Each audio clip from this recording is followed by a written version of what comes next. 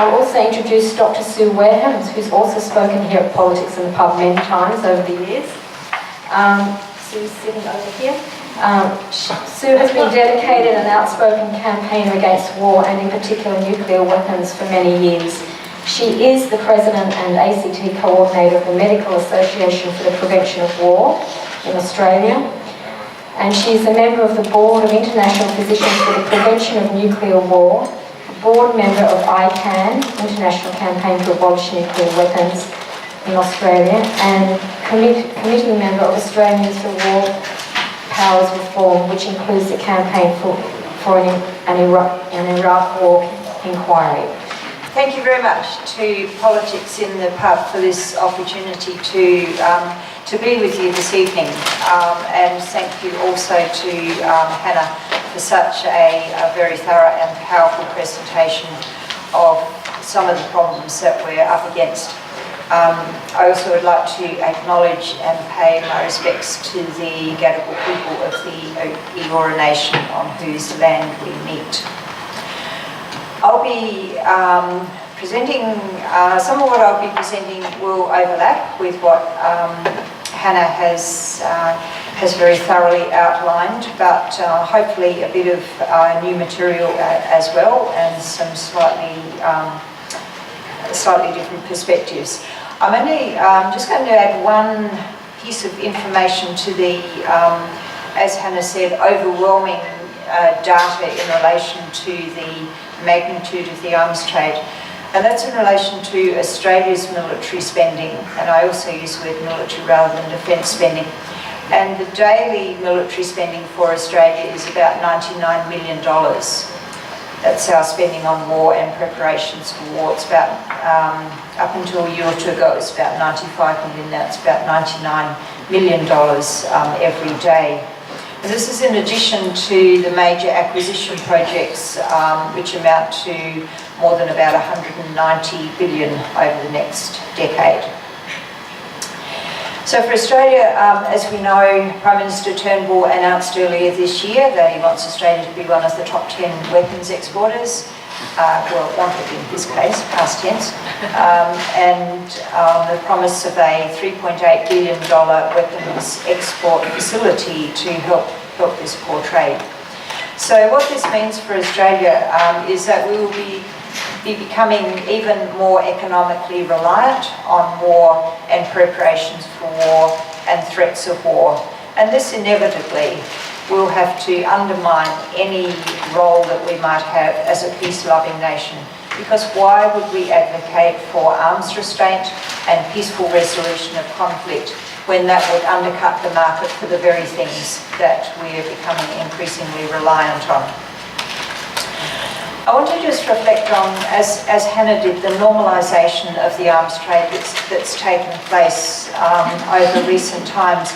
And I came across something recently, some papers from 1991, and some of you might have been in Canberra at that time when ADEX, the Australian International Defence Equipment Exhibition, was conducted in Canberra in 1991. And it was actually topical then. It was talked about. It was a matter of public concern that there was an arms fair going on in Canberra. And I came across the Canberra Times editorial on 2nd of August 1991, and the editorial stated, "The Canberra Times has time after time given its position on the arms trade. It is unequivocally opposed to the whole abhorrent industry. The right to life of anonymous millions of potential war statistics should outweigh the rights of local manufacturers to increase their profits." That was from the editorial. Can you imagine any Fairfax, I don't know what Fairfax is called these days, but anyway, any Fairfax paper or any mainstream paper these days speaking out in such strong terms against the arms trade? On the contrary, they run full-page ads for whatever weapon system some other country is trying to sell us. The ACT Chief Minister at the time, who was Labor's Rosemary Follett, she wrote of her, quote, personal abhorrence of the international arms trade, and she was very sorry that they were not, for contractual reasons, were not able to stop ADEX from happening in Canberra at that time, but it hasn't been back since. And which state or territory these days, which state or territory leader would speak in such strong terms against the arms trade? However, we shouldn't believe that the trade was universally opposed at that time, and some of you probably remember in 1988, Defence Minister Beazley liberalised our weapons export guidelines at that time, with the result that Australia ended up selling weapons to some serious human rights abusers. Who'd have thought? But we failed to learn from that. So the trade now has become so normalised that governments talk about weapon systems and their production as if they're of no more consequence than, say, washing machines or lawnmowers or something like that. And there seems an automatic assumption that the interests of the weapons industry are completely in line with the national interests of Australia. We're told that it is only by being heavily armed that we can deter aggression and avoid wars. An assertion that flies in the face of all the evidence. Look at the Middle East, a region that's awash in weapons and plagued by the most terrible warfares. Look at the United States, whose military spending outstrips every other country by a huge, huge margin, and it's virtually never at peace, that country. But the big selling point for the weapons industry and their promoters in government is jobs, as Hannah mentioned. But herein lies a further unexplained assumption, the assumption that weapons projects are the best way to create jobs. Where are the data indicating that, say, $1 billion put into subsidising weapons creates more jobs than if we put that into something else? The data doesn't exist, of course. It doesn't exist in Australia, at least. I've actually looked pretty hard to find any, and there are no studies on comparing jobs in weapons industries compared to other industries in Australia. And even research from elsewhere is hard to come by on this matter, but there is one study from the United States in 2011, and I can give details to anyone who wants it, concluding that $1 billion spent on clean energy, healthcare or education would create substantially more jobs within the US economy than $1 billion spent on military projects. And also that the jobs in clean energy, healthcare or education would be across all pay ranges, unlike jobs in the weapons industry, which tend to be skewed more towards the highly skilled end of the range. Unlike other jobs, military jobs are generally in large, identifiable locations that can be directly linked to a parliamentary decision. That is, they are politically attractive. Other jobs are less visible, more widely dispersed, and their advocates lack the huge lobbying capacity of the weapons manufacturers.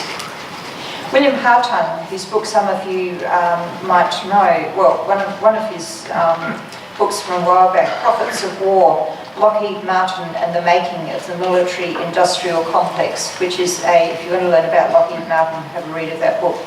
He wrote, when an arms company starts bragging about how many jobs its pet project creates, hold on to your wallet.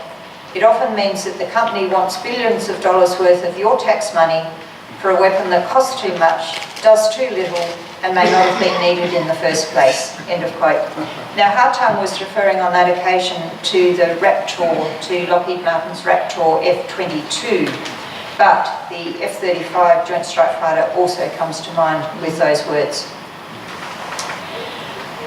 There's another aspect of our economy becoming more and more reliant on selling weapons, and that's the notion of who is regarded as an expert in the matter of defence and defending Australia in particular. And this has come to be skewed more towards those with technical knowledge of killing machines, and it's become skewed away from those with knowledge and experience of diplomacy, peaceful conflict resolution, and how to avoid tensions in the first place. So our experts these days are generally those who know about the killing machines. So the basic problem, as we've mentioned, is that if we make money from selling weapons, why would we want peaceful resolution of conflict? And I'm going to give some examples here. At the end of the Cold War, the world stood on the brink of a peace dividend, which was anticipated and longed for. But those expectations didn't take account of a rapacious weapons industry for whom a peace dividend was anathema, and they weren't going to let it happen. William Hartung reports that in 1996, Lockheed Martin engaged in a series of defence planning seminars for officials in Poland, Hungary and the Czech Republic as part of a very thinly veiled pitch for their F-16s. And they included maps of hundreds of enemy fighters coming in from the east, from Russia. And of course the industry is still at it, still doing this sort of thing. US plans to increase weapons exports as a percentage of their total sales include increasing sales to the Middle East. In January 2015, Lockheed Martin's CEO Marilyn Hewson suggested to investors that continued volatility in the Middle East and Asia made the region's growth areas for the firm. In April 2015, the New York Times described the militarization of the region, the Middle East, as a boom for American defence contractors looking for foreign business. In September 2016, publication The Intercept reported on, quote, a major push by military contractors to position Moscow as a potent enemy that must be countered, end of quote. And in August last year, when President Trump and North Korean leader Kim Jong-un were trading threats and insults, defence stocks soared. Financial analysts were talking about missile defence interceptors and the companies that build them. In September 2014, The Nation reported on the problem of retired generals being on the payroll of military contractors and carefully echoing pro-war views without disclosing their vested interests, the revolving door that we're seeing in this country.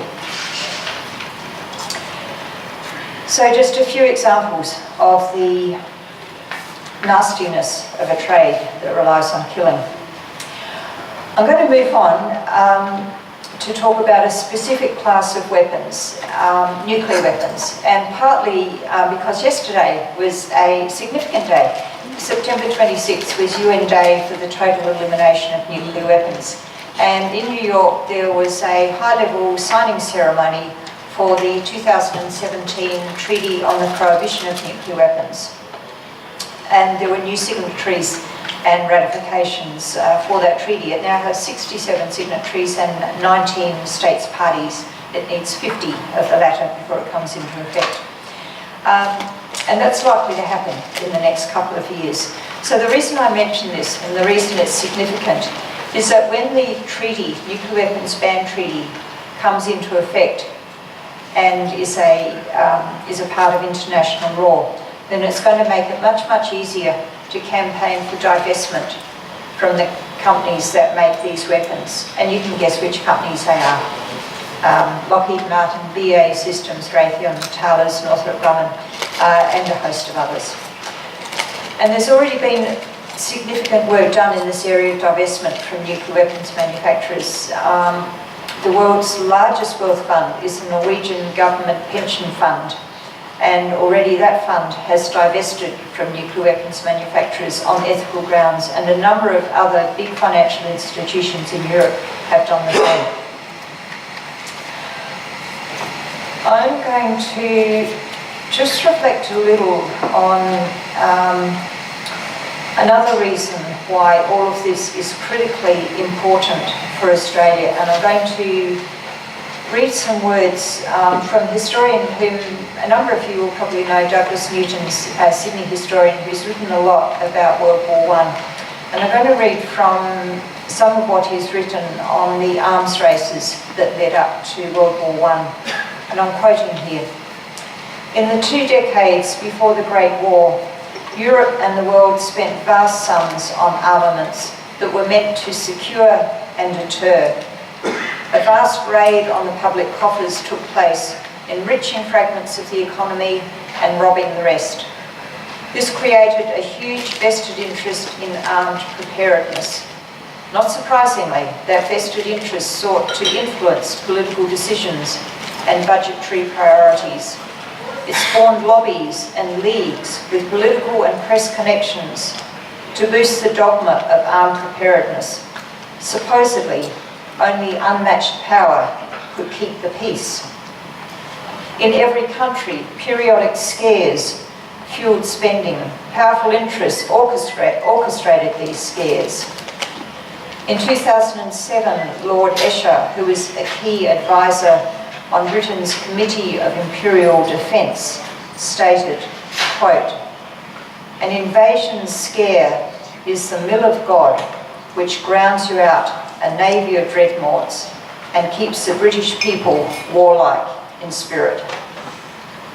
Are we being kept warlike in spirit? Yeah. By these scares? Douglas Newton continues, "The trade in arms means that weapons supplied by one nation could be turned on forces from that same nation or its allies in wartime." And Hannah's referred to just one example of the weapons that we used against the Allies at Gallipoli.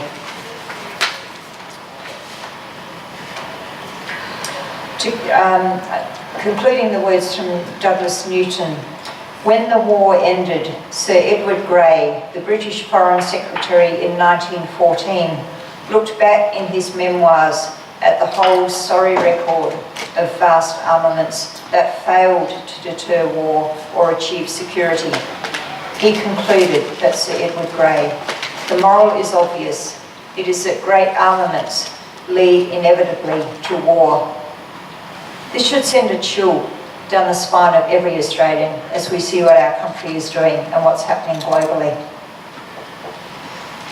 And finally, there's the Australian War Memorial, the one place where you would have thought and hoped that the war profiteers would be shunned. None of it. The war profiteers are there with their corporate names in pride of place as one enters the building. Not only are the profits of war accepted by the War Memorial, but the director of the AWM, Brendan Nelson, actively seeks out weapons makers to fund the War Memorial. Lockheed Martin are helping fund the World War I commemorative activities of the Australian War Memorial. And Hannah referred to the Invictus Games, which Nick Dean has also written about recently.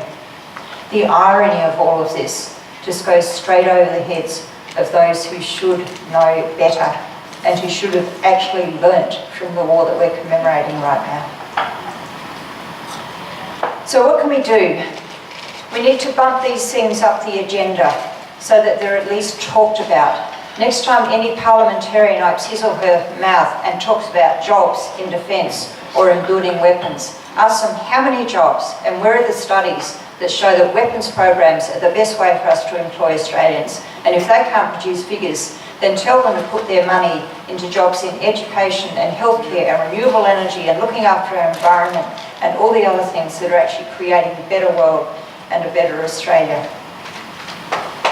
We